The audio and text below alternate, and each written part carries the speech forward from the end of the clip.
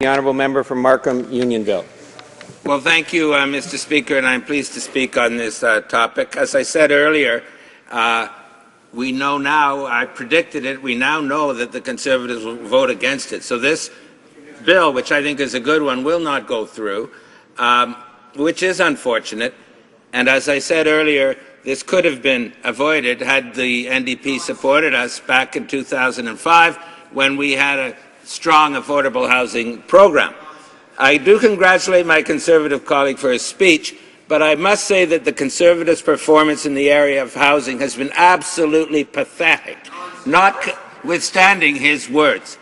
Let me explain why I say this. First of all, he mentioned the Constitution, and it's true, as stated in a Conservative document in 2006 called Fiscal Imbalance, it's true that the Conservatives said explicitly that housing should be purely a provincial matter, and he echoed that thought. So they don't like federal involvement in housing by their nature, by their ideology.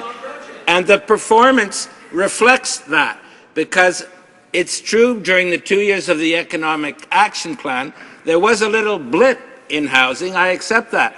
But now it's over and it's come dropping down like a stone by hundreds of millions of dollars, nothing whatsoever committed beyond 2014. And now we have these CMHC long-term 35-year mortgages coming due this year, next year, and for 10 years to come. As those come due, the rent to the subsidies geared to income geared to income disappear. There are 200,000 such people now needing that support.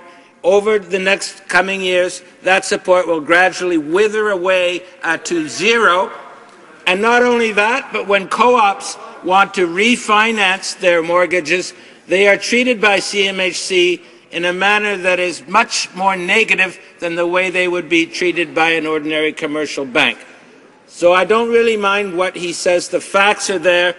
A little blip during the 2-year Economic Action Plan, but other than that, federal support for housing is dropping like a stone and is en route to dropping to zero, which is consistent with what they said in their fiscal imbalance document in 2006, so none of us should really be surprised by that. So there we have it, Mr. Speaker. We have a worthy bill. It's not one size fits all, as he says. Discussions with stakeholders would probably produce many sizes depending on the different needs in different regions of the country.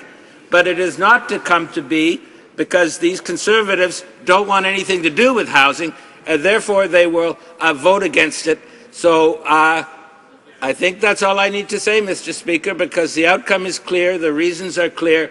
A good project that would have helped many Canadians will not come to pass.